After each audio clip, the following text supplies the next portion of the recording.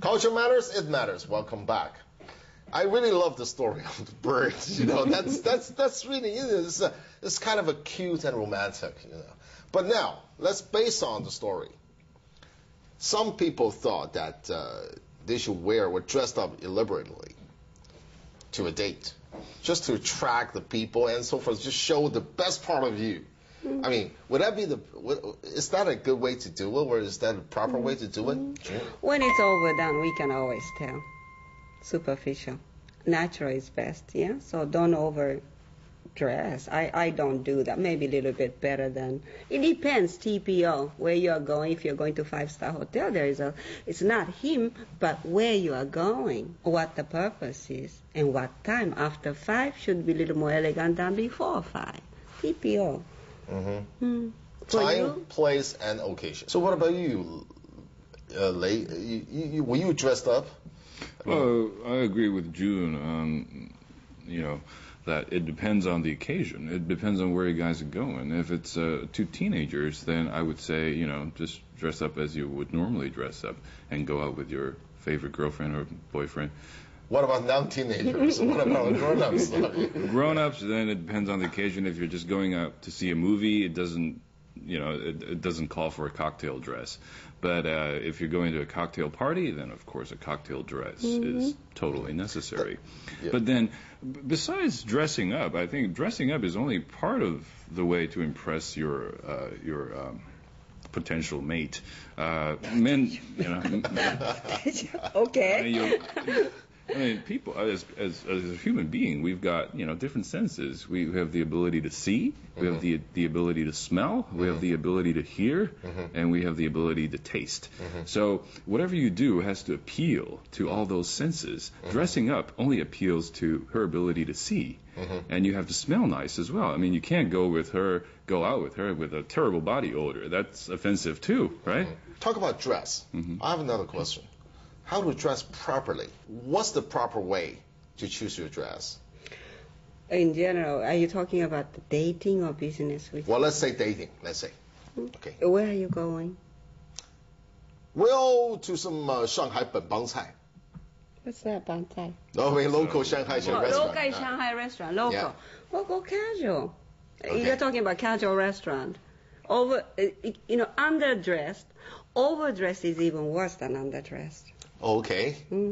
Overdressed is even ridiculous. worse than underdressed. Absolutely. What about a candlelight dinner in a Western restaurant, in a French restaurant? Then that's an after 5 wear, like a lady should wear. If it's pants, soft material, like silk or linen, but designed soft, no? Or pants, okay. Ladies should not wear blue jeans after 5. But if you do blue jeans, you really have to know how to do that. What about you, Lei? What kind of a dress will you wear? Well, just like anything that involves risk, you know, whenever there's something risky, you tend to buy an insurance. And I'm the kind of person who like to over-insure a little bit than to under-insure. So how do you over-insure? Then you wear something, just a little bit better than what you would normally wear. Yes. Yeah. You never will just a little bit better. Just a little bit better. Yeah, just a little, but not overly nice. Okay. So how to choose a decent place? For instance, give our audience some advice, please. A lot of people like first date. For instance, I'm talking about. Let's say, let's put it this way: if they're like Lei just said, if they're students, teenagers, they probably go to KFC, McDonald's, or whatever street corner restaurants and so forth. What if they are white collar? They have proper income. They can afford some kind of nice meal or something. Is there any tips in choosing the decent place? If you like the girl, find the romantic place, which is a little dark, right, with the candle lights, and possibly if you say, would you like a champagne cocktail? That's impressive. Instance, where to go? He says, okay, now he has a decent income, and he said, June, would you like to go McDonald's? Forget about it. It's not the McDonald's. I eat McDonald's or a simple meal. But it's the style that gentleman has, and I would be more curious. depending on where he takes me to. Later, when we get to know each other, of course I go to a very casual restaurant, or I don't care. But the first time, I think it's important, isn't it? Mm-hmm. But, on any occasion, you should do something that's within your budget. And, if you're only making, let's say, 2,000 yuan a month, then you shouldn't take her out to number 3 on the bund. Then that would be like overstretching it. But if you're making, let's say, 10,000 or 20,000 yuan a month, then maybe you want to go that far. It all depends how pretty the girl is. That too. Since Lei is the second time he's here, last time we talked about women's rights and talked about International Women's Day. Now, the very last question I'd like to ask you, if you think that this is too personal, don't answer me. But this is just out of my curiosity. You're a single. You live in the United States for a while, and you have a lot of experience outside of China, and you're now coming back to Shanghai. If you're looking for a girlfriend, okay, so how important the etiquette, I mean, in this kind of process?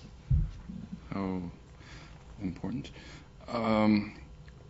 Well, again, I like everything to be natural. I don't want the girl to be overly polite all the time. It's like, oh, yes, oh, sure. So you don't like Japanese lady? I'm leaving. In American English, there's a term for that. It's called the yes girl.